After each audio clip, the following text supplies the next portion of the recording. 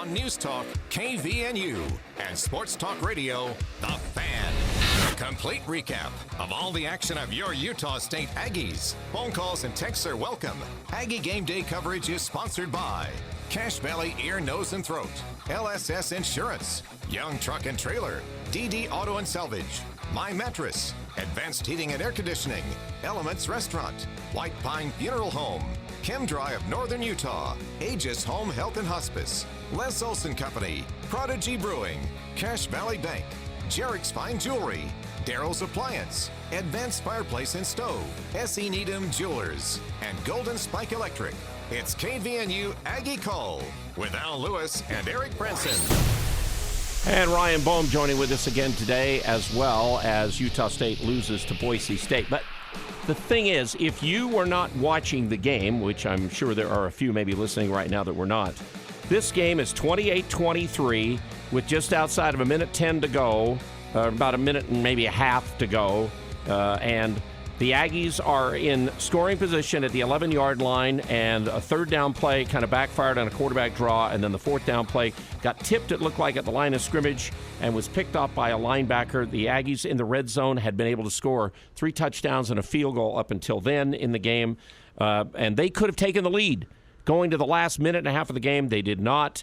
Boise State took it over on that interception. They ran a 91-yard play after that, and then they got a pick 6 after that to make it 42-23. So anybody who did not watch the game and they hear final score, they're thinking Boise State blew out the Aggies today.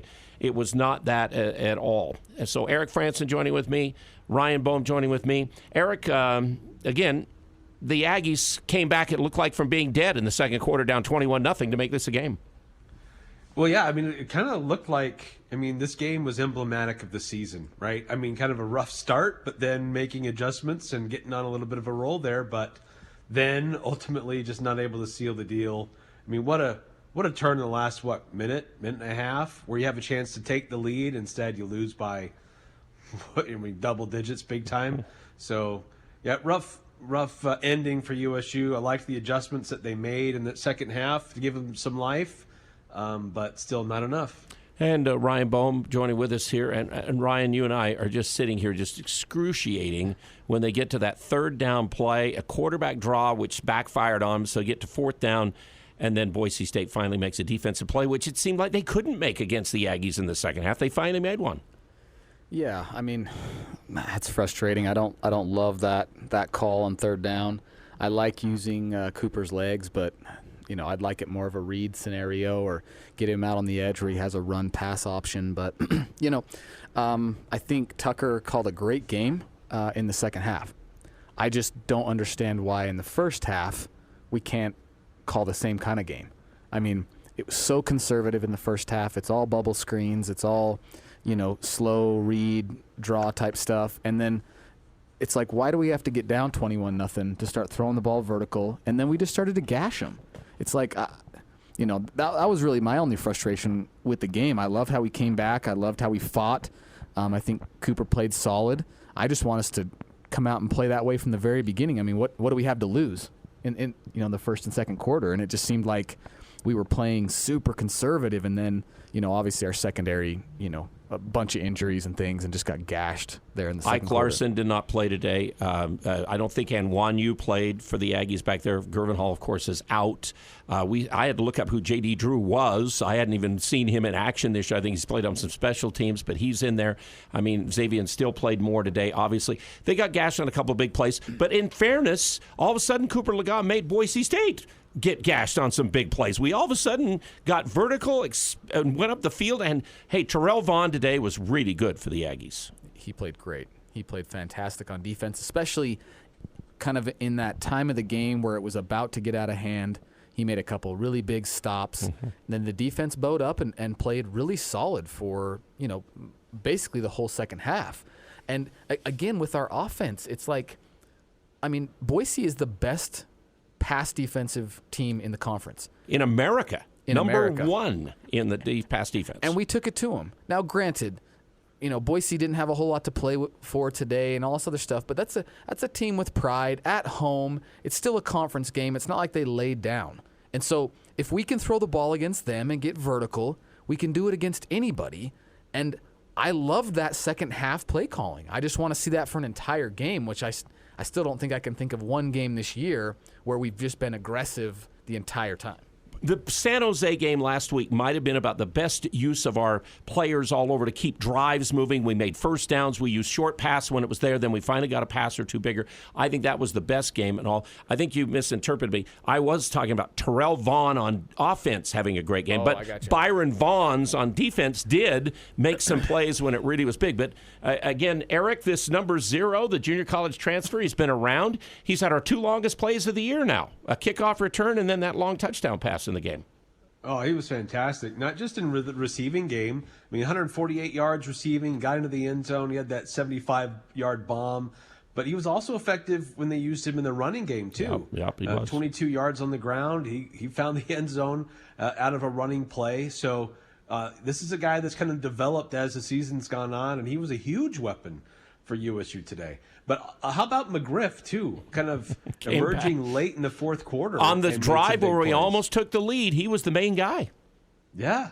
They just kept going, working that same sideline, and he made big play after big play for us. He caught 3 passes in that drive, including the Will Long one for 41 yards. It set him up at the 15-yard line.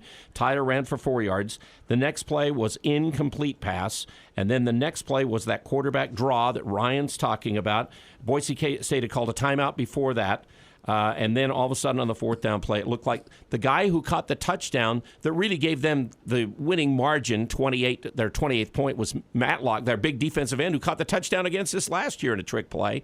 And he's the guy who tipped it at the line, got a hand on it. You could tell the ball floated a little, and then Hunter, their interception, their linebacker, made the interception that led to them stopping the Aggies there with just outside of about 1:40 to play. And then they ran the 2 plays, and Green faked it in the line, took it around the corner, ran 91 yards. He's a terrific athlete, and he ran away from the Aggies secondary. So Utah State fell behind 35-23 and then 42-23. But again, it was much closer than it's been with Utah State, Boise State in a long time. And so we want to talk about it with you, with Ryan, with Eric, and we need your phone calls, 753-5868.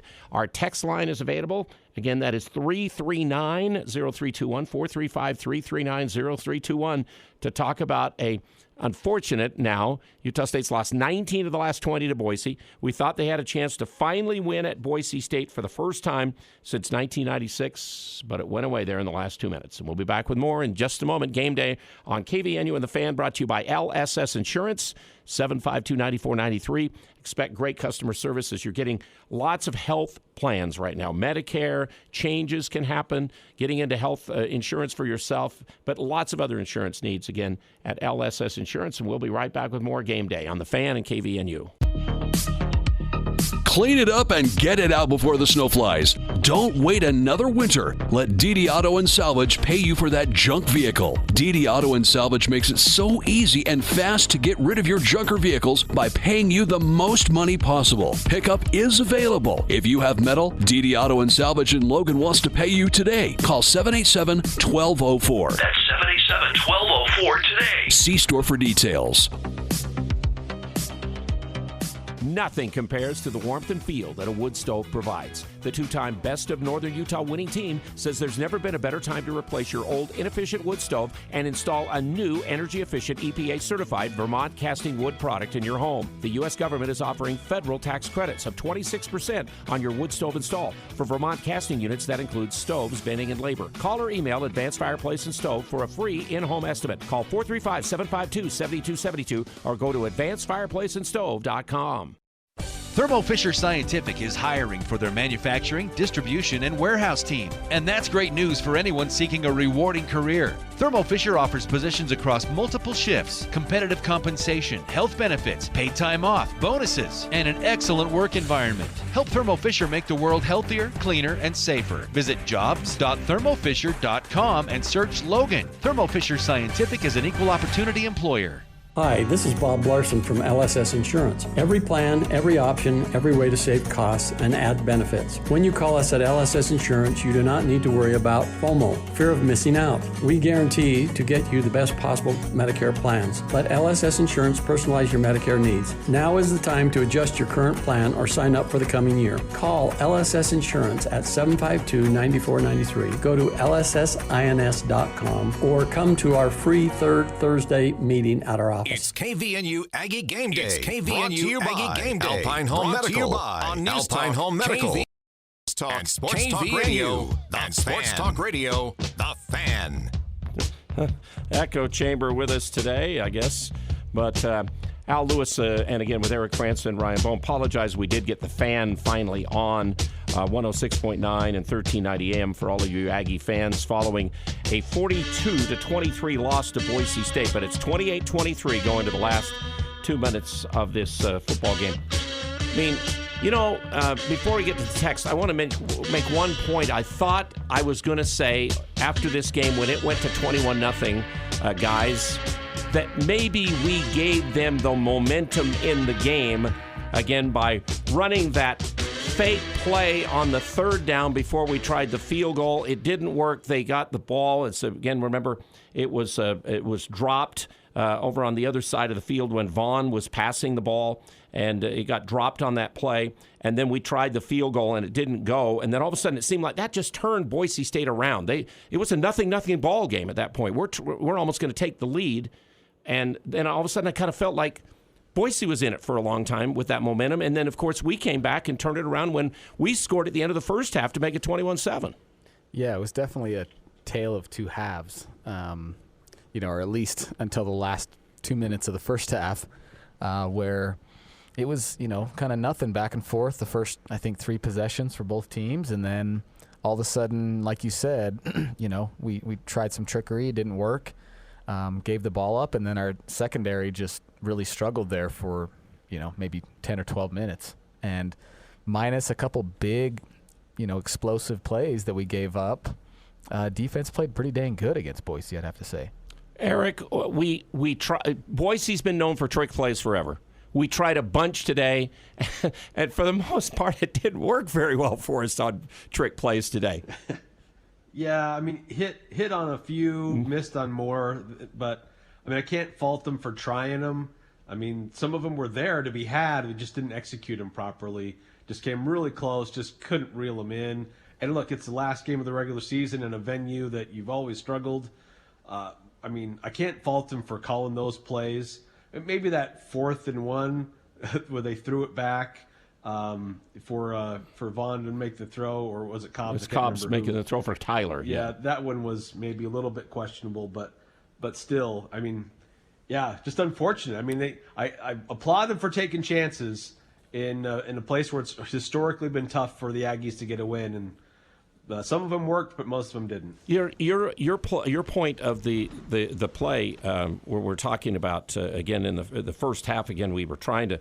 Gosh, we had that great situation where we'd done the fake punt and got it going. That's where we missed the field goal at that time. But you had the call, Ryan. The key play is that tight end pass from Vaughn in the end zone, and the tight end dropped the ball. Yeah, Brock Lane drops a wide open, touchdown, and if he makes that catch, when we score with 5 minutes to go, it's a tie game. Instead of us being down, having to go for 2. I mean, we still should have gone down and scored and won the game either way, but that fake play or that trick play was wide open. I mean, the throw floated a little bit, but you can't expect a receiver to throw it on a line. And so that's exactly how you draw it up. It's exactly what you wanted. He was wide open. It hit him right in the hands. I mean, I don't know. I mean, sometimes you just drop a ball, but that's really unfortunate because it would have been 14-21.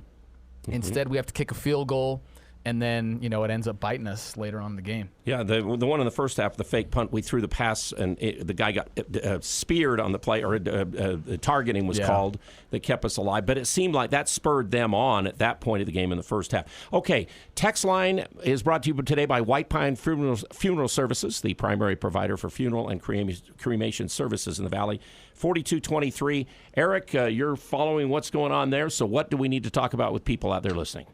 Yeah, a lot of texts coming through. This is from 6740. 2 plays you don't run against the goal line, man D. Tight end screen and quarterback draw. 2 plays we decided on at crunch time. 2-point conversion was terrible. 3rd down quarterback draw, terrible. These are plays you just run versus zone defense. Awful. Okay. Yeah, I don't love those calls either. I think I agree. You go on with that exactly. And I was here when he said it in real life, folks, real time. It wasn't exactly after the game. Go ahead, Nexton, or okay, whatever. 9315. Please, can Utah State one of these years beat Boise at Boise in football? Yeah, that's it's been a struggle for the Aggies. 8387 texting in. Good fight from the boys. Can we please get rid of Tucker? He is so inconsistent and outsmarts himself in the critical moments against good teams. Okay. And again, the play calling today was great at sometimes, like you're saying, Ryan, in this game too. Yeah, I think. I get really frustrated with Tucker because he'll disappear for a half or a game and a half or something, and it's like, what is it? Because the argument is, our receivers aren't getting open or something. Well, they just got open against the best pass defense in the country all night. And we have a quarterback that can run the ball. So, there's really no reason, at least our receiving core is healthy, right? Like, there's no reason offensively that we aren't more aggressive, in my opinion. And so that is definitely a frustration I've had this year, is being conservative and acting like, you go back to like some Kent Meyer days and stuff where we just threw bubble screens all game long no matter what. Maybe we didn't have as many weapons or something, but this team has weapons, and we have a quarterback that can make it happen. So what do we have to lose against, especially a Boise at Boise? Okay, a couple more texts coming through, guys. 1790. Did we call our final timeout on 4th down to tell Aggie to stare down Hobbs? Wow, do we teach looking defenders off ever? He did it again. No one mentioned it to him between his final 2 throws. Stare down and predetermining without reading. Okay. 2070 texting in. Our OC play calling in the first half is so lost. We don't throw down the field or even between the hashes till the final drive of the first half. He was so bad in the first half. Never seen someone so bad in streaks. Felt like we were back at Bama with no chance to compete until the first half drive. Our OC needs to get it together for a full game. No, again, I think we had a pretty full game out of him last week. Yeah, I thought last week was probably the best, I thought. He had a good second half, I'd say, from Tucker. 4086 texting in. So, bowl game or no bowl game? If so, which bowl are we in? And is it time to change our offensive scheme? I think we'll get into a bowl. I sure hope so. We'll probably end up in the Potato Bowl, and we'll play somebody that we don't care about. But, it's a bowl game. This team, I think they deserve it, after going 1-4 and then coming back and winning these games and playing tough, in spite of, everything that's happened, all the injuries, etc. They deserve to play another game. And really a bowl game is kind of that cherry on top. They get gifts. They get to, go and have a good time. And so I really hope that they get awarded a bowl. No, and again, the numbers still indicated that more than likely every team that got to 6-6 would get into a bowl somewhere. There would be a few places where some conferences can't come up with teams and all, and so there would be an availability of a bowl game no matter what, I think, for everybody. And most of the experts, a lot of them had the Aggies already in a bowl game today in some of the projections, and they thought we'd lose to be 6-6. So it's not like I don't think we'll get left out. Yeah, I think the odds are very high in Utah State's favor. They'll go bowling. It's just a matter of where. Could they go to Hawaii? Could they go to Boise? Could they go to somewhere like Frisco, Texas? So, those are all kind of on the table. Certainly the Hawaii Bowl is kind of intriguing just because the basketball team's going to be there. But where Utah State already made that trip as a football team, kind of wonder if, cost-wise, if they want to do that again. But probably the Potato Bowl is probably the most likely in my thought. Okay, that's what they're talking about. Anything else in text right now? 4446 texting in. What could have been a very doable 8-4 season if coaches start Lagat earlier turns into a very disappointing 6-6 season. 8968. Boise got away with one today. That's the way it goes. I thought for a few minutes we actually had a comeback. Mm-hmm. Well, we definitely did. We definitely had to go. Yeah, so. They did. Okay. The 9315, let's just one quickly and then we can go. Okay. Why can't we wait to run and pass play every now and again?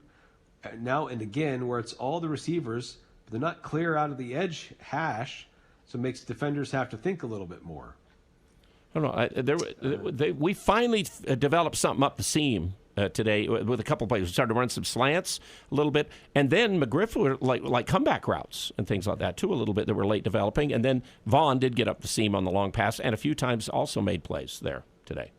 So there were some patterns that did work eventually, and again, maybe you have to feel it out for a while as it works. I guess everything can't be as you draw it up.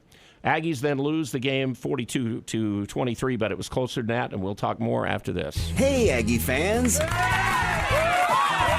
Looking for the best burger in town? Bring the family to Prodigy Brewing and try out our signature Prodigy Supreme Burger or a wood-fired pizza.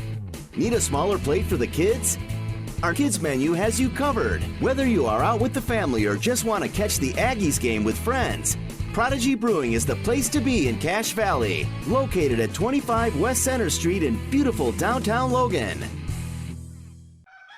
Why do Santa and Mrs. Claus shop at Daryl's Appliance? It's easy. It's a Black Friday sale like no other. This is Jay with Daryl's Appliance. Save up to $800 on select Maytag, Whirlpool, GE, Beko, and Frigidaire appliances. Plus, you get their limited Black Friday pricing. Need financing? No problem. Get 12 to 18-month deferred interest financing. Don't forget our no-risk warranty and the Daryl's difference, because service always comes first. Daryl's, west on Airport Road, open until 6 p.m. on weekdays, 5 on Saturday. This is Chris from the Cater Shop Menswear Store. We believe how you look is the first message you deliver. This also includes our floors at the store.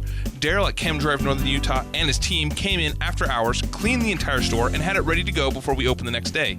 I trust Daryl and his team from Chem Drive Northern Utah. Chem Drive of Northern Utah. Chem Drive of Northern Utah. 435-752-6100. It's game time, and you're in the locker room ready to take the field. But suddenly, you notice a player you don't recognize. He's wearing your team's jersey, and he even knows your name. But you've never seen him before now. Would you trust this stranger with your team's playbook? That's exactly how phishing scams work. And the first quarter of 2022 saw the highest volume of phishing attacks ever recorded. Protect your business with the Les Olson Security Suite from Les Olson IT. Learn more at lesolson.com. It's back. Jarek's Fine Jewelry in Logan is having our annual Pick a Pearl event. If you've attended this in the past, you know how much fun we have. And if you haven't come before, you don't want to miss this exciting event. For only $10, pick your oyster, open it that day, or save it for that stocking stuffer surprise. Mark your calendar, Friday and Saturday, December 9th and 10th. Pick a Pearl at Jarek's Fine Jewelry. Look for the bright green cars. Jarek's Fine Jewelry. Make it special. Make it Jarek's. News Talk KVNU Logan, 102 FM and 610 AM. Sports Talk Radio, KLGN Logan, 106.9 FM, 1390 AM. The Fan. The Aggies are always number one here. It's KVNU Game Day with the voice of the Aggies, Al Lewis, Eric Frenson, and Ryan Boehm. I appreciate, again, you joining with us. Again, we're hoping to connect with what's going on up at Boise State at the stadium. We're in on the Zoom link, but again, there's nothing there. So I don't know. We've had all kinds of problems all year long getting Zoom links from football. Basketball's worked great when they went out on the road against San Diego. But, again, we're hoping to be able to hear from them. Al Lewis, Ryan Boehm, Eric Franson. Post-game is up. Hey, just a reminder, Three Peaks Medical Plaza in North Logan and also in Providence at their location.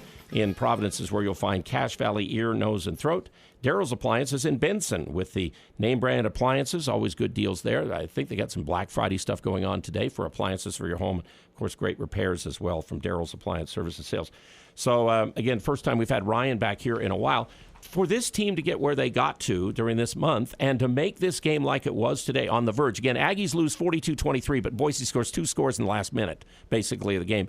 I mean, they're right there to beat Boise for the first time in Boise since 1996 with what they've done in some of these other games this month where, Brian, we saw them earlier in the year. We wondered if they could even be to this point. Yeah, I mean, somebody texted in talking about, if we had gone to Laga earlier, we could be 8-4, and I really believe that. I feel like the biggest disappointment for me in this season was, Coach Anderson sticking too long with Bonner, who even before he got hurt to be out was not the same guy physically. He wasn't. I mean, it was pretty obvious. And I don't want to put it on him. No. Because, I mean, he's out there trying to do the best he can. Totally. And, to me, it would have been a pretty easy conversation. It's, hey, Bonner, you're not right. We understand that. You're our guy, but we need you to, we're going to give you a couple weeks off. And if you're ready to go, you're the guy. But until then, we're rolling with Cooper. And then 2 weeks down the road, we see if Bonner was right. And if he wasn't, we keep rolling with Cooper. But instead, it's like, man, we crashed this car into the ground. And then it took him breaking his foot to actually make that decision. Even when it was, hey, he's on a short leash, and then he throws 4 picks in the game when he's on a short leash, and we still don't go to Cooper. Like, that's the only part about this season that I would call disappointing. Outside of that, the fact that we're 6-6 with that start to the season and that much negativity and just disappointment, to turn around, get bowl eligible, that's a testament. And with all the injuries we've had, on the defensive side, we're playing with 5 or 6 starters down in this game itself. I think in the end of with today, with McGriff not starting the game, now he played, but he didn't start at wide receiver. I think there's only 3 guys that started all year on offense, and then maybe like Halle, and he may have missed even a start somewhere in the game in there. Grishik probably started every game this year. Von Fachong started every game. But in the secondary, maybe Reynolds might have been the only one who started every. We might have only had 6 guys who started every single game all year. So considering all those things, to get to a bowl 6-6, that's pretty impressive. And I think it speaks to the fact that there's some good guys up there. There's some good athletes, and assuming we get into a bowl, we're going to have a few weeks to rest, get some of these starters back.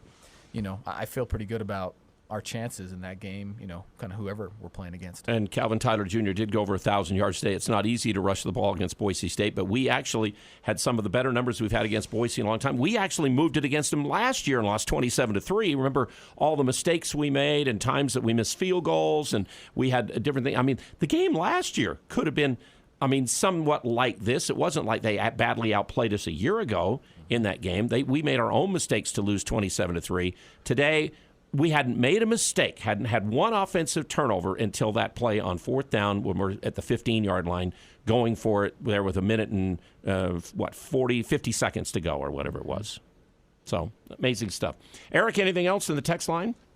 Just a couple quick texts coming through. 3714 texting in says, Lane dived for the ball, rolled out of bounds, dropped the ball, then stands up holding his shoulder and runs to the tent. Did he break his shoulder on that play? Do we know? He was back in and caught the last kickoff, wasn't it, of the game? Yeah, he was back in. He made plays later in the game. Mm-hmm. So I think it was more. I think it was more pride. Where does Utah State football go from here for next year to make a better winning season? Okay, what do the Aggies now need to do, Ryan? Do you think about towards the future? Where are the areas they need to get better? For me, it's more. Play calling, I think, needs to improve. Now, if that means, Tucker just looks at this season, does some self-reflection, and gets more aggressive, I'm fine with that. If that means we need to find somebody else, I'm fine with that too. But offensively, I think we got a lot of weapons coming back. And, at least we'll know who our quarterback's going to be, which is a big deal. But for me, it's more on the defensive side, and it's tackling.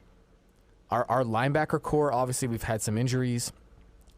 Our secondary has to have more tackles than any secondary in Division I football. That's not a good thing. No. Right? So if that means our D-line was so depleted that we just didn't make tackles at the D-line, our linebacker core really struggled. Von Pachon has a ton of tackles, but the problem is their tackles 5-6 yards deep. TFLs were really, really bad for us this year. Sacks were bad. We just didn't get pressure, and I don't know if that means we just need to get in the weight room, if we need to go out and get some junior college guys, some transfer guys. But for me, it's linebackers. I think if we can get a couple studs that are able to Tafisi was playing good till he got hurt.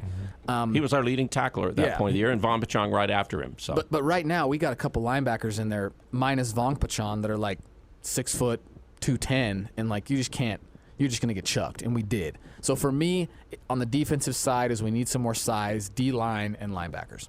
And again, the guys that were in there, again, are two freshmen in Moa and in Alford, who will go through more. I mean, Alford had the injury with his knee out of high school, so he didn't have a lot of the preparation time with strength and all of that. He'll get better. We see and what a natural athlete he can be, so that would help at that spot. And again, we still, by the end of the year, we probably needed more depth in the inside defensive line because of the injuries we had there. And they did play Bo Miley, whose uncle Frank Miley beat him again today up at Boise State now on the sidelines. But again, I think eventually he can be good, and we'll have Halle one more year. And Halle's a good player. Switzer back too. Yeah, and Switzer, yeah, and that's true. Well, Switzer from the striker position, which was a big blow to them that they didn't even get him to play. He was a guy that was coming here from Arkansas State who never got a chance to play all year. Mm-hmm. You're a good point, Eric.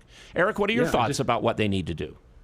Well, I mean, this is an interesting season just with a lot of younger players having to fill big vacancies from a year ago. Not necessarily as big a transfer-heavy roster as it was the season prior. So, there were mistakes, I think, with personnel decisions earlier on. But because of finally making adjustments or guys having to step up because of injuries, a lot of young players had to cut their teeth, and it was frustrating at times to watch it go through that. But there's going to be a lot more experience coming back for USU next year. And I think that's going to pay big dividends, assuming that they stay and they come back and not transfer and go somewhere else. But there are some things that still need to be addressed in recruiting and maybe even with the transfer portal, with some help on the offensive line, guys on that defensive front as well. But I think that this was a season that was wasn't going to match what we did last year. But, I mean, yes, it's a disappointment going 6-6. Should have been a few more wins than it was. But I think that when you look at all the youth and underclassmen who had to step up and play bigger roles, part of that was, yielding some losses or blown plays. But it's going to give them some needed experience to help this team move forward in the future. All righty. So, again, we're on postgame game day. Text line is 339-0321. Phone number is 753-5868. Eric France and Ryan Boehm here with you. I think I've figured out what happened.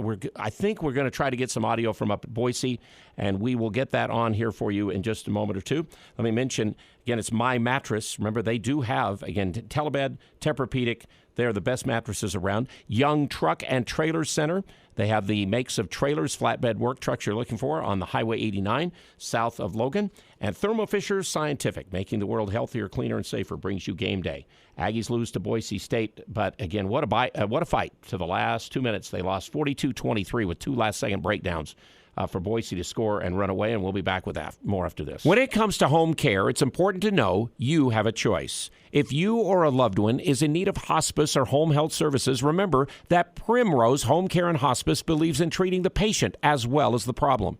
We work directly with you and your doctor to create a health plan that's catered to your needs. Our team is devoted to providing options in the freedom and safety of your own home. Visit us at primrosecare.com or call to schedule a free consultation. Primrose Home Care and Hospice, your local hospice and home health provider since 2006. You have to see it to believe it. The new Three Peaks Medical Plaza is Cache Valley's newest and most up-to-date medical facility. Cache Valley Ear, Nose, and Throat, the Allergy Clinic, and the Hearing Aid Center are now located in the Three Peaks Medical Plaza in North Logan. The entire staff and Drs. Benyon, Blotter, and Robinette look forward to helping you and your family at this state-of-the-art medical facility. Cache Valley Ear, Nose, and Throat is now located in Providence and Three Peaks Medical Plaza, 2245 North 400 East in North Logan. Go to CacheValleyENT.com for details. Most insurance products, including SelectMed, are accepted.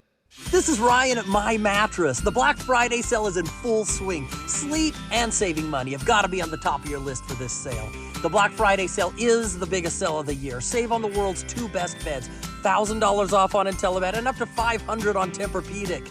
Truckloads of beds have arrived in stock, ready for you to sleep better tonight. Twin beds, guest beds, even a $600 Sealy Posturepedic. Isn't it time to sleep exceptionally? Up to 6 years, no interest financing. The Black Friday sale, the biggest sale of the year, only at My Mattress. Advanced Heating and AC, the two-time gold medal winner in Best in Northern Utah. They're teaming up with Carrier Heating and Cooling. Carrier provides you the best furnace units available, and now's the best time to buy a new unit before the weather turns Cache Valley cold. Financing options are available. Turn to the experts at Advanced Heating and Carrier. Advanced Heating and Air Conditioning, 752-7272, or stop by their showroom west of DI and online at advancedheating-ac.com. We're not comfortable until you are. Advanced Heating and Air. Shop local during HSA Depot's Black Friday and Small Business Saturday event. This is Zach with HSA Depot. 2 days only, save 25% off everything in the store. Yes, you heard it right. Every medical product we carry is on sale. HSA Depot already has great prices and selection on healthcare supplies for everyone. Save even more this Black Friday and Small Business Saturday. Come to HSA Depot next to Sally Beauty Supply and see how much you can save. HSA Depot, 5-star review. As a small business, achieving your financial goals and ambitions can be a steep and rocky mountain to climb. This is Brett Green, president of Cache Valley Bank. To conquer this mountain and achieve your goals, it takes planning, hard work, and discipline. At Cache Valley Bank, we have the resources, expertise, and flexibility to help you scale your way to success. Give us a call. Let's work together and climb the mountains that await. Cache Valley Bank, member FDIC. Aggie Game Day continues. Sponsored by Thermo Fisher on News Talk, KVNU, and Sports Talk Radio, The Fan. All right, Al Lewis here, and appreciate you joining with us on our post-game coverage of Utah State losing to Boise State again, 42-23. But again, if you did not watch the game, that score is in no way indicative. It was 21-0 Boise. Utah State fought back to 21-7 at the end of the first half, took the ball down and didn't get a touchdown to start the second half, but got the field goal to make it 21-10, and then game on. After that, Boise scored again to make it 28-10, but the Aggies, again, looked like maybe they gave them their last shot when they didn't get that fourth down conversion, but then they got Boise 3 and out, scored on a 75-yard pass to Terrell Vaughn to get the game back to 28-17, stopped them on 3 and out, took it over, goes 13 plays. Tyler scores on an 8-yard run, makes it 28-23 with 7:59 to play. The try for 2 didn't work. They got Boise off the field one more chance, and they were down at the 11-yard line as close as that on third down. They got loss of a play. They tried to run a quarterback's draw play. They eventually got back to the 15-yard line on the fourth down play as it went to about the last 2 minutes of the game. It didn't work, and Utah State, again, loses the game. I don't know if this is going to play or not. I'm hoping it will. Let's see if we can get post-game audio. Put us in a freaking Here we go. Here's the post-game audio from up at the stadium in Boise State. Disappointed for the guys not in them. We battled all day, made too many mistakes to beat a good football team, but you got to be proud of fighting back, making a one-score game, having a chance to go down and potentially go ahead with as difficult as it was to move the ball early and as talented as they are in all areas of their football team. With as many guys as we had out and as many new guys as we had playing, really, really proud of how the team fought. You'd like to finish there. You'd like to finish and find a way to get the ball in the end zone and see what happens with 2 minutes left on the clock. And we've got to do that. And that's where, if we're going to win championships here, that's a team you got to beat in that situation that we didn't today. But the effort was phenomenal. So many guys sick, so many guys hurt, so many other guys stepped up all across the field and in every area. So beyond proud and pleased, great snaps for those guys in the future. But today it's a loss and it hurts. And, you know, the score doesn't even dictate or doesn't even indicate how they played. I hate to get a couple scores there late and make it look ugly because that's not what that game was. So we'll hopefully heal up and get some guys back for a bowl game and try to get 7-6. That's the goal. So get back safely, heal up, get ready for a bowl game, and then find a way to get to 7-6. What questions do you have? Coach, what changed with the offense? Was it just getting more comfortable, or did you guys start airing it out more, or what was kind of the difference? A little both. We just kind of got back to basics, to be honest with you. We simplified some things, found out some things in the first half that we liked. And just as the game went on, we got a little bit better. We knew they were going to be really physical early. Thought as the game went on, we might fatigue them a little bit, and I think to some degree we did. We executed better. We didn't go in and make up some new plays. We just kind of got back to base stuff and based off what we were seeing. and then executed at a higher level in the second half. We missed several real good opportunities in the first half that either couldn't protect well or just a little bit off on timing.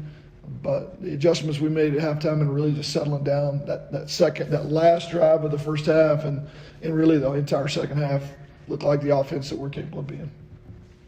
I don't know if encouraging is the right word, but because it might be a little frustrating. But I mean, the last two games, your 2 games against Boise State, you haven't been manhandled at the line of scrimmage, and that was kind of a problem in this series. Yeah. Several games before that. So, how encouraging yet frustrating was it that you held your own in the line of scrimmage, and how much can you build on that? Well, you got to build on it. I hate moral victories. They're not much fun, but yeah, if you're going to beat these guys, you've got to win the battle up front. And I thought for the most part we matched their physicality up front all day long. The defense held point. Really the plays, really busted coverages or matchups with freshmen and walk-ons and backups and scout team players on the field. They exposed us in some of those areas, which they should. The last touchdown was just a complete bust. We should have a guy for him in the backfield. Should be a lost yardage play, and we don't defend it the right way. So, but it just the point of attack played very physical on both sides. So that's encouraging. We got to execute better. We got to finish when you can. When you get an opportunity to hit the explosive play, the trick play, whatever it is, you dial something up, you got to hit them. We didn't hit those today. How explosive was Terrell Vaughn today against that first touchdown, then the long one? Just Yeah. what did he do for you guys? Yeah, he's getting better and better every day. We knew when we recruited him that we thought he had skill to really play inside the system, and he's playing at an extremely high level at this point, which is great. He's got another year left, and he's only going to get better. I think his confidence has grown every week all year, and you saw it today. I feel like he's a mismatch in the slot for most safeties, and he exposed that when we needed him to today. Coach, you talk about the adjustments you made. The first quarter, they held you guys to like under 30 yards, and then you guys, started to kind of take over offensively going into the third quarter. What were you guys able to do, exploiting their defense? We just feel like out in space, we're a matchup problem for them a little bit. Spread them out and play in space and try to get some tempo going when you can. But if you look at, Terrell's a problem. Both Cobb and McGriff played well outside. Tight ends made a couple catches, but just our style of play against what they do defensively and how they're built is a problem. And when we execute well, then we moved the ball really well a year ago. We just didn't finish in the red zone. Today we finished better, but still had too many missed opportunities to win a game against a really good football team. Now, on that last sequence, I guess like inside of 2 minutes, did you have a different play called for that, the one where ended up throwing the interception on the fourth down play? No, we felt like we knew, and we did. We felt like we knew what they were going to be in. We felt like that we were going to, really bang the ball to Brian Cobb at the chains. The flat defender just got a hand on it. If he doesn't get a hand on it, we've got 41, the corners bailing a little bit, just trying to keep the ball from going over his head. We're going to bang the ball, basically a back shoulder stop route. And if the ball doesn't get tipped, it's going to move the chains. We're trying to get the first. We're really not even trying to score because we knew what we were going to see coverage-wise. Just trying to bang it. Guy gets a hand on it, it ends up being a pick. If he doesn't, it's completion and it's first down, and we got a whole new set of downs. So we had to take the timeout, didn't want to, but there was some communication issues. So we wasted a timeout there we can't afford to. You also talk about, as far as the season goes, you're going to get an extra, as far as a bowl game, get some more practice with these guys. But how do you kind of assess year two of your, top tenure here and where things are going? Well, I would have told you if you asked me after 1 and 4, it was going terrible. But to watch these guys battle and continue to grow, if you look at the roster with how many young guys we got playing, how many new guys we got playing, I think it's a really good stepping stone. If we can find a way to be 7-6 and have a winning season with what this roster looks, the injuries, the new guys, the first ever played, the numbers just keep rising and rising. I would feel like it's a great stepping stone for things to come, and that's the approach. That's the approach the kids have taken. Just keep getting better, which gives you a chance to be successful. Coach, go ahead, Jason. Byron Bonds. He's played well all season long. He just hasn't necessarily had some of the stats to go along with that. So how does you see some of that kind of come to fruition today? Yeah, you really don't. You can't let stats get in the way. He's been productive, and he's been a guy that may not get the tackle, but creates pressures and creates chaos and always is around it. So the stats are great, but that's not the goal. Is to play effectively, and I think he's played effectively all year. Today he actually made some of those tackles and got some of those numbers, but I know that's not really important to him. It's not important to us. It's collectively play good defense. And his energy, the way he plays, the way he can play behind the line of scrimmage, all those add to what we do and makes it possible for us to play the way we play. Coach, obviously this is only your second time playing Boise State as the Aggies coach, so this isn't a reflection on you, but I think the fan base kind of has this idea that Utah State plays poorly against Boise State, or they have the past couple of years. So how frustrating was it to open the game playing that way, playing poorly, but then being able to kind of switch the narrative on its head? Well, if I'm not mistaken, Utah State hasn't won here since 1996. So for the last 30 years, pretty obvious it's tough to play here. And so our conversation was, this is a 60-minute game, not a 30-minute game. And don't panic. Just stay with it. It's going to take a while. They're going to be good early. They always are. They're built well. They're built well on paper.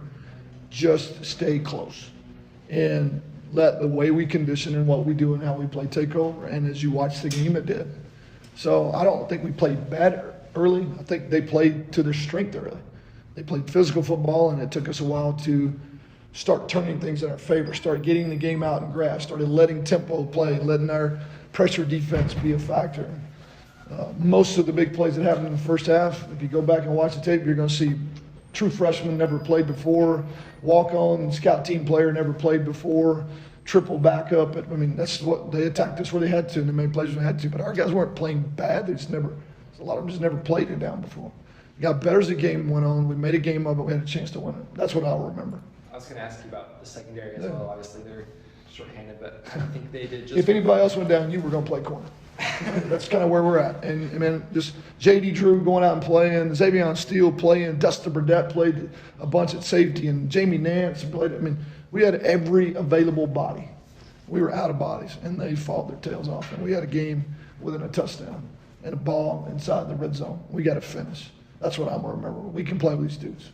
We can, and we showed today that we can. Even as beat up as we were today, we can play with these guys. We just got to keep getting better. Thanks. How proud does that resiliency make you? I'm proud of resiliency. Right now, all I do is taste the loss. I'm just pissed off, but I'm proud of the guys. I'm pissed at us as coaches because when we get them in that situation, we got to find a way to dial it up and get them in. And I felt like you go back, there's bound to be things that we could capitalize on that we did. We got to make plays when we get an opportunity to make plays. We had too many guys. The trick plays were wide open, and we don't cash in on those. Just a couple other opportunities with ability to get guys on the ground or what should be a tackle for a loss. So I'm super proud of the energy, the effort, the way they work, how hard they fight, the fact they've never given up, the fact they believe in each other and love each other. Frustrated and disappointed that we couldn't finish it. So the coach taking a little bit of blame, guys, there at the end of what he said after the game for them. And you know what? The trick plays, diagrammed-wise, were good. It's just the pass had a little too much air. A couple of them were throwback types across the field or a little bit wider like that.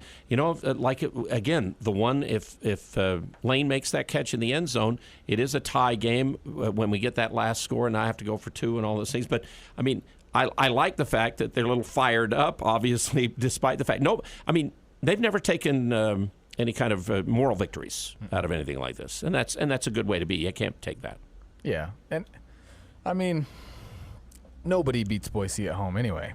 They have the second best home record in college football by just barely behind Oklahoma in percentages, and if Oklahoma doesn't watch out, Boise will probably go by up here. Since 2000, right? They're like 91% or something. So it's not just us that goes there and gets beat. But I liked Coach's response. I felt like, he's not taking a moral victory.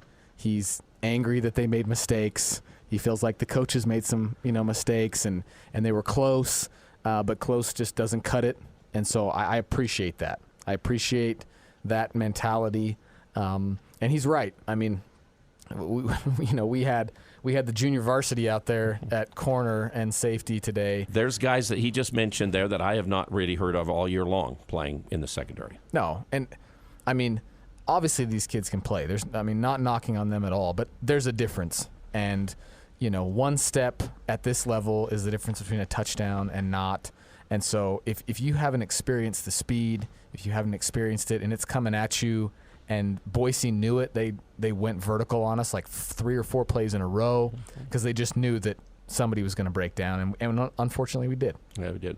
Eric, anything about what the coach said that stands out to you? A lot of what we've heard out of Coach Anderson most of the year, proud of the effort from his guys, but frustrated by execution. There was youth, there was inexperience on the field today at some positions, but there were experienced guys who knew what they were doing at others, and those were. Hope he comes back. Usually when they kind of zip out a little bit like that, usually it comes back, but it sounds like we've lost Eric. We'll come back and hopefully connect with him again, and we'll come back with more of our post-game coverage. I don't know if we got any players or not. We're going to have to check on the audio that got sent to us from Boise. Again, the final score is the Broncos 42, the Aggies 23. But Utah State has now 2 years in a row outgained Boise State in total yards, lost 127-3 today. Lose 42-23, but again, much, much different story this time around than it even was last year, even though had chances in the stadium. Back with more after this. We're heading into some crazy weather this winter, which means power outages. Tyler and his team at Golden Spike Electric can install a Generac automatic standby generator for your home so you can avoid issues when the power goes out. If you have one already, Golden Spike Electric can maintain your Generac automatic standby generator for you. Find them online at gsegenerators.com or call 435-257-3016. Golden Spike Electric and Generac automatic standby generators. Power you can count on. Alpine Home Medical has been around for over 25 years. Can you believe that? Hi, I'm Jay Broadbent. What keeps us coming to work every day? We're passionate about caring for you. From home and bathroom safety to transportation, mobility, recovery, oxygen, sleep, and more, come into any of our 10 locations today and let us take care of you. Alpine Home Medical, we bring wellness home. Visit us at alpinehomemedical.com. Hi, this is James with White Pine Funerals. We're excited to host our annual holiday concert featuring a choir and musical ensemble by Jay Richards. All are welcome to attend free of charge. We extend a special invitation to anyone who is missing a loved one this holiday season. Food donations are encouraged at the door for the Cash Food Pantry. Back-to-back performances will take place at White Pine on Thursday, December 1st at 7 p.m. and 8:30 p.m. That's Thursday, December 1st at 7 p.m. or 8:30 p.m. It's KVNU Aggie Game Day, brought to you by Primrose Home Care on News Talk KVNU and Sports Talk Radio, The Fan. All right. I know that after the game is over, we checked on the World Cup and it's over now. And Ryan, you said the Americans got a tie with England. That's pretty impressive. Yeah, it's crucial. And now, our destiny's in our hand against Iran. Beat Iran and then can move on to the next round. And I think I even think with a draw, we can beat them as long as, I think we can still. So 0-0 was the tie today against England. That's impressive. Yep. I mean, I know they were a little disappointed losing that late against Wales or to not have the win of 1-1, but. Yeah, because Iran beat Wales today 2-0. Oh, okay. And then England plays Wales next. So, yeah, I think we're in the driver's seat as long as we don't get beat. Okay. There's a player, and they didn't really identify who. They're talking about secondary. It's either Hunter Reynolds, but I'm thinking maybe it's Andre Grayson, who Eric talked to for the pregame show in our Aggie interview. And so let's go back to Boise with the players, brought to you by Advanced Heating and Air Conditioning and Advanced Fireplace and Stove. They are together, 752-7272, the number to get a hold of them. And let's hear what's going on up there. Never giving up. The fact they believe in each other and love each other. That's frustrated and disappointed. That's the coach. Let's see if we can get over here to where they had the player. Oh, we got radio. Yeah, we got radio right in here. Yep. Okay, you guys can just ask questions for Hunter.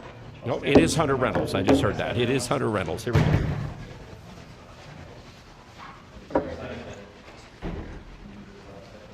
Hunter, coach just said, if anyone else went down, he'd be throwing me out there as cornerback. But for you being the veteran of the group, how do you feel just how the secondary played, especially with just how experienced so many of you guys worked today? Obviously, we made a couple busts earlier in the game, but I think as the game went on, guys started calming down, settling down, and making plays, which I think is really great to see, especially this being the end of the year, going into next year. It's a positive sign how there's just going to be a lot of depth in that room coming up.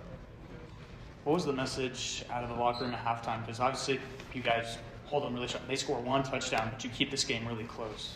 It was really just keep fighting, keep working.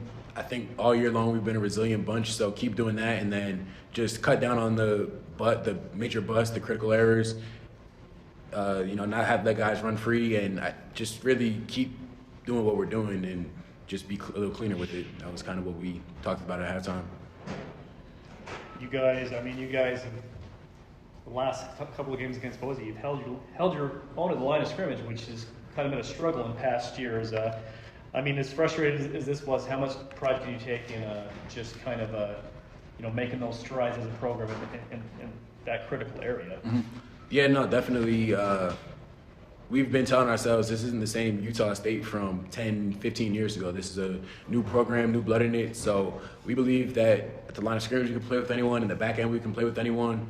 So there's just that, I think it's a shift in a mindset almost, where there's no one we see on the schedule we're like fearful of, or that obviously, we haven't beat Boise in a while, so beating them's kind of getting the monkey off the back. But for the most part, when we step on the field, we're confident we can play with them. Is that frustrating for you, not being able to get the win against Boise? Was this one that you were looking forward to, or is it just as frustrating as any other loss? Yeah, it's as frustrating as any other loss. There's a little part in the back of my head that's always like, all right, this team beat us last year. We want to get that revenge this year. And unfortunately, we didn't really have the opportunity with the 3 games we lost last year. But at the same time, the strides we've taken in these two games against Boise, even against BYU too, and really Wyoming, all 3 games, the strides we took from last year to this year, the improvements we made, I think it's showing positive signs in that as a coaching staff, as players, that we're getting better, we're improving. So there's really no limit to where we can take it, or where they can take it since I'm gone. What did you see from Green today, their quarterback? He's a young guy, but he made some pretty good throws. Just what did you see him and what he was able to do? Yeah, no, he's athletic. He's athletic, but definitely can run. Definitely saw throws he made where it's like, all right, you see the arm talent on him. So obviously he's a young guy too, just kind of out there. We kind of said the same thing about Ike, just out there, not really understanding even how to be nervous, how to be fearful of the moment. He's just kind of in it, doing his thing. So he's definitely going to be a good player in this league and a quarterback that we're going to have to definitely make a point of emphasis to stop next year. Good. All right. Thanks, Hunter. Thanks, Hunter. Okay, so there's Hunter Reynolds after the game, and again, he knows that he will be gone after this year, and he can see some guys in the future that can help there and all that kind of stuff and all that. Ryan, you've watched football. Can he play next level? The coaches are saying that some of the scouts have been coming in have all of a sudden been noticing. Pro Football Focus, who breaks down everything, actually said he was one of the most productive safeties in the country in some ways. Yeah, I don't know. It's hard to say. Obviously, he makes a lot of tackles, to my point earlier. That he has to make too many tackles. Yeah. Which you don't want that. So I don't know. He's probably the right size, speed-wise. I don't know where he comes in, but, his numbers are probably there. He got back in the end zone and that one long pass when they'd burned us a couple times, and he was right there to knock that one away on that one play. So I don't know. A guy like that probably needs to show out in the combine type thing. If he goes out and runs a 4.4 or something and, has a good vertical and has a bunch of good numbers, he probably gets a chance. At least makes rookie camp or something, and then if he can make a bunch of plays, who knows? You never know. It's such a fickle thing, especially like at defensive back. Every single one of them is 6 foot, runs a 4.4, has a 38-inch vertical. Like, all those guys are like that. So they're freak guys.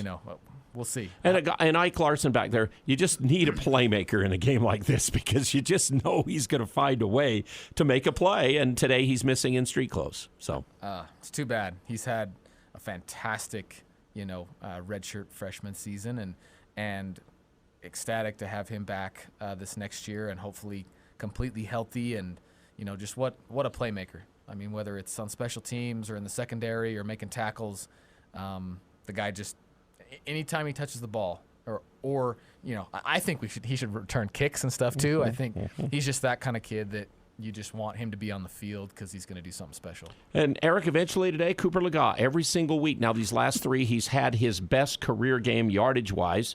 Started slow, obviously, this one, but 306 passing yards. And, Eric, that's the first time we've thrown for 300 yards since 2009 against Boise State. So that goes back 12 games to throw for 300 yards against them. Yeah, that's crazy. I mean, I thought that Cooper, he settled down. That first half was shaky. But to give him credit, give that the play calling credit. I know there's been some on the text line critical of the offensive play calling today. But look, yeah, he throws for 300 yards, threw for a touchdown. He did throw 2 interceptions. One of them was tipped at the line. Maybe it's not really his fault, but. And the other one, it's late in the game, and you're just trying to do something. The other one, you almost can't give him. You really almost, if the one got tipped by the defensive lineman, because the ball flutters a little bit like that gets there for the linebacker, and on that play, again, maybe it's his fault he didn't elevate it a little bit more or whatever, throw it sidearm or whatever I guess they ask in the red zone. It's just sometimes tough passing in the red zone is hard. And running, we saw the quarterback draw play. Yeah, just everything tightens up, and the quarterback draw play is still the key one there, because you just felt like the Aggies had all the momentum in the world. They get up to the line on that play and get stopped for a 4-yard loss on that play. Yeah, but we're talking about youth and guys stepping up and playing larger roles. And Ryan just talked about Ike Larson. Here's Cooper Lega, who's going to be back, and he's got youth and a lot of experience. Still got a couple more years to play. Yeah, so there's a lot of there's some frustration here how the season is kind of ending or is ending up. Certainly better than the way it started, but you look at all the youth and guys are getting a lot of experience coming back. I mean, that really bodes well for the future of the program. Okay, I've got one more thing. I think maybe a player from Boise, and we'll get back with that. And we got our final segment here to give you a chance, and then Eric will check the text line again for all of you at 339-0321 as we continue with Game Day. Again, on KVNU and The Fan, brought to you by Prodigy Brewing, first brew pub in the area. It's down on Center Street. Head down there today. Tomorrow's the big day on Center Street in the afternoon. You can go there. And also brought to you by Les Olson Company, your office technology partner, bringing you Game Day on KVNU and The Fan. Aegis Home Health and Hospice loves helping the people they serve. Aegis is a home health and hospice organization that lives by core values of character, experience, and trust. Every day, Aegis' goal is to help you with whatever your healthcare needs are and to do it wherever you need us to. Aegis, AEGIS, Aegis Home Health and Hospice. Call 723-9000 or find them at myaegis.com.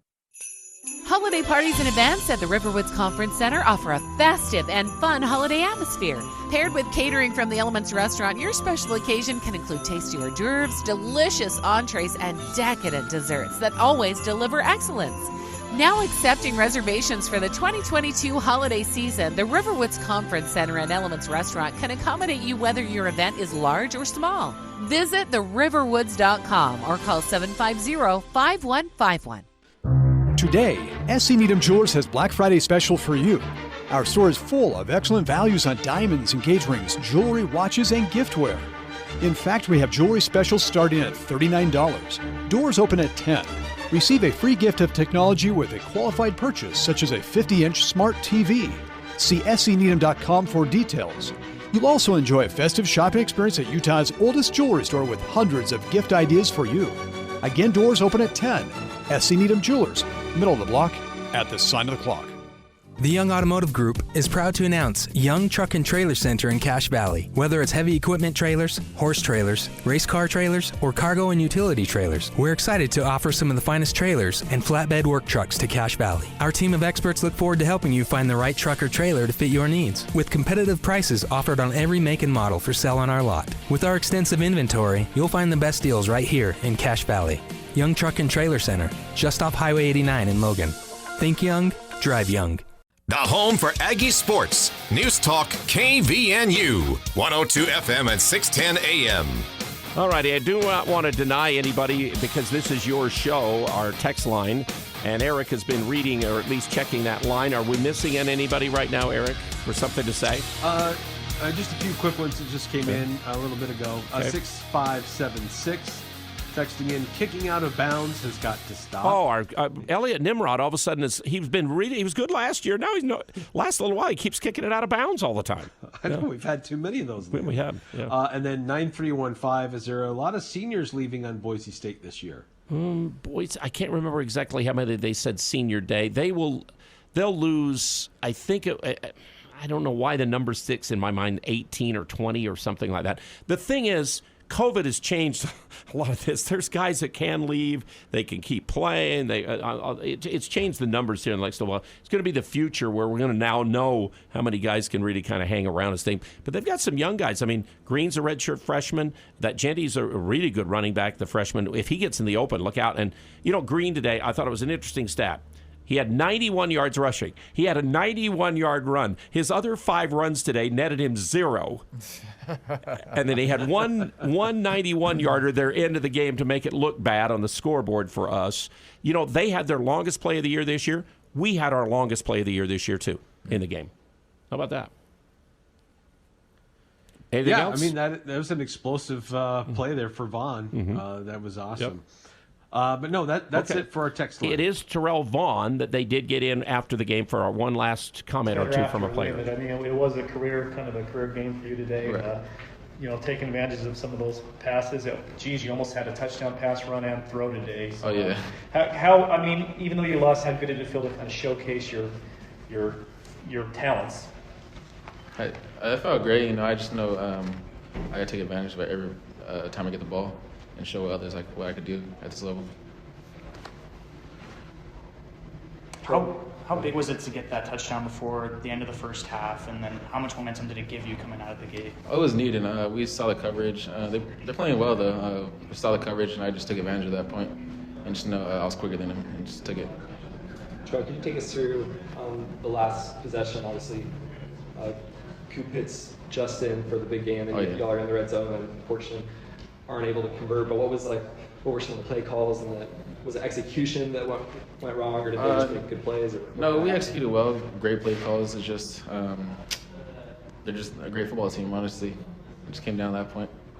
They're well prepared for that stuff too. So 2 great football teams coming together and condensed. So it was kind of a little harder to get so much room in the end zone, red zone type. Yeah, that was something for you. I thought you guys in the second half really opened up the field and opened the passing game. Was that something the team was trying to do, or is that just kind of? It was just the game plan. We had to, make them come down more so they could get more a little aggressive on our hook routes and stuff like that. Just paint the man and take our advantage, like that play I scored on. Anything else for Terrell? JC guy who came into here from Ventura Junior College, and boy, he performed. That would have been a rarity in Utah State history to have a guy, he could have thrown a touchdown pass, caught a touchdown pass, and ran a touchdown in the game if the tight end did drop that play. That's the triple-double that maybe you don't get very often in football. Yeah, he had a fantastic game.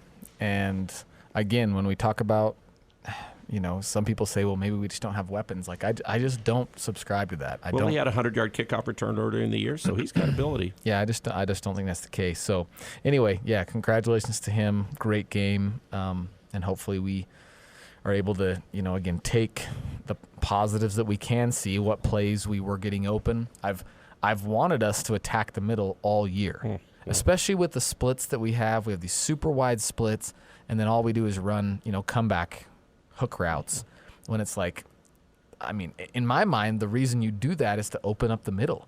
And, rarely have we attacked it, but actually in the second half today we did, and, we hit it for some big ones. Calvin Tyler did go over 1,000 yards. Again, we don't win. When he goes 100 yards, we win games. He only had 65 yards eventually in this game, but he passed 1,000 for the season. And Terrell Vaughn had 8 catches, 148 yards, and then 7 catches for Cobbs for 75 yards. He's certainly been a big one. And McGriff, that last stretch, he caught the 3. He had 6 catches for 76 yards in this game. The stats for Cache Valley Bank were the Aggies had 468 yards. Boise had 428. Aggies had 306 passing. And again, they're the number 1 pass defense in the nation. And we had, at the end of the first quarter play, we had 9 passing yards. So we ended up with almost 300 yards over the last 3 quarters against the number 1 pass defense in the country. 162 on the ground for the Aggies, 208 for Boise rushing, 220 passing. Remember, they got 91 yards on about their last running play of the game or close to it. So we had kind of started to control that. We had 7 penalties, 55 yards. They had 8 for 80. We had 23 first downs after being miserable in the game on third downs. We started, 0 for 9. We ended up going 6 for 10 to finish the game on third downs. Unfortunately, the third down play didn't get converted on the draw play, so then we had to try the quarterback draw, so then we had to go for a fourth down. And in fourth downs, we're 2 out of 5 in this game is the way it worked out.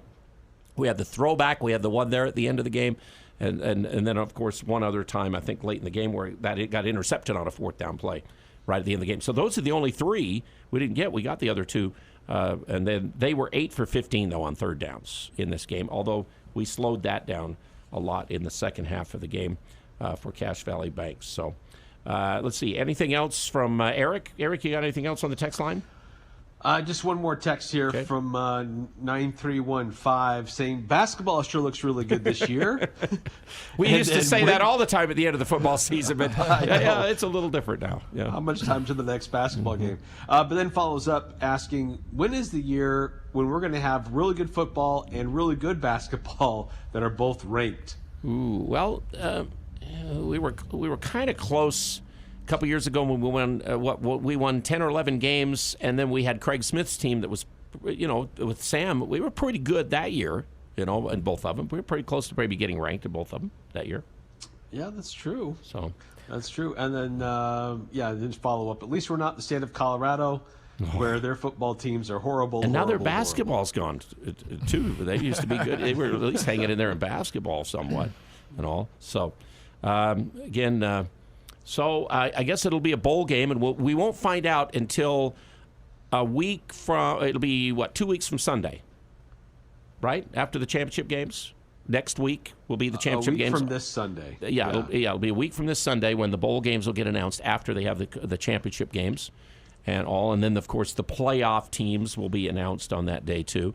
Michigan and Ohio State tomorrow. One of those teams probably drops out of the top 4. I would imagine for sure. So. And on the edge, waiting to get in is LSU and USC. They seem to be the 2 teams. USC's got to play Notre Dame in their game. So, yeah, it's been an interesting year. I mean, we're going to have a Final Four without Bama, without Clemson. Without Clemson, it's been a decade since that's probably happened. So that'll be interesting. But I like a little variety. I like seeing some new teams at the top. But it'll be fun. That Michigan-Ohio State game should be a great one tomorrow. And again, it's this time. Let's see. Last year, Michigan won at Michigan, and so I think it's at Ohio State this time. It is where the game is for that one. Eric, any final thoughts from you then? No, I just consider how this season started and where it finished. I know it was kind of frustrating today with an opportunity to take the lead late, and it didn't happen, and then those 2 late scores. But stepping back and looking how this team finished the season compared to where it started and all the frustration and controversy, I think it's admirable what the players were able to do and the coaches as well. Yeah. And the fact that they're going bowling, I mean, after the first month, it didn't look like that was the furthest thing from our minds that this team had a chance to do that. So what have we got? 9 of 11 years now that we've gone bowling, I think, or something like that. 10 out of 12, yeah. I think it 10 is. out of 12. It's a great run for Utah State football. Okay, well, Eric, it's always been a pleasure. And Ryan, whenever you're here, I love it that you say what you think. Even though you are an Aggie, a player, people wonder, this guy wanted to play football for Utah State and played as hard as he could and eventually got too many hurts to the body to be able to keep going. But this guy was a football player who loved it. He follows the sport. And I know it's been hard for you with the way your kids have been doing things lately for you to be all the time here. Zach Van Leeuwen's filled in a little bit for you. We had DJ Nelson. It took about 5 people to fill in for you. That's how big you are. Well, I don't know about that, but I appreciate being here. It's a lot of fun, I love the Aggies. I love the Aggies. But I am going to speak my mind. You get frustrated when they don't have when they have a chance to win or make a play and they don't make it. So that's what we like. Ryan, good. Happy Thanksgiving. I hope it's been good, and happy holidays, and hopefully we can get you back for the bowl game. Okay? Absolutely. Thank you. Okay. And Eric, appreciate you again and helping me figure out all of this audio from Boise when their Zoom apparently didn't work, is what we ended up finding out. So, but we appreciate Doug Hoffman for getting it to us and the way we were able to play it for all of you. And we appreciate all you sponsors who make it possible, including Cache Valley Bank. Statewide presence, local focus, always with our final stats. We have had a really fun year with Utah State football, and we got one more game to go because we'll have a bowl game. I don't think there's any way they deny this team one of those spots in the 43 bowl games that are out there in college football this year. So that'll be announced a week from Sunday. We're back. It'll be it was a week from last night when our next basketball game day will be on, when they play Utah Tech at home in that one. And tonight, Utah State women's volleyball plays for the championship in the Mountain West. They play San Jose State. They beat the number 1 seed last night in 3 games, 3-0 sweep of the number 1 team. And then they swept the first one against New Mexico, and they hadn't beaten New Mexico this year, and I think they'd lost to UNLV both times. So now they have a chance to go to the NCAA tournament if they win tonight. It's at 6:30 on the Mountain West Network, MW Network. They will stream it from over at Fort Collins, Colorado. So thanks for everybody. Eric, thank you again. We'll talk to you, let's see, Monday you'll be back on Full Court Press, I guess. Yep, that's right. We'll break it down and recap and get your reactions. Yep, you and Jason. All right. That'll do it again for our game day. We're 42 Boise State, 23 for the Aggies. But if you're just tuning in, you hear that score, you go, okay, we lost again by Boise to double figures. This one was 28-23 of the last 2 minutes. And we have a ball tipped. It gets intercepted. We're at the 15-yard line or have a chance to take the lead in this game. So that's the way it turns out. We appreciate you joining with us. Again, we will rejoin the programming in progress on both KVNU and The Fan on this Black Friday afternoon. Shop carefully, folks, and have the rest of a good day.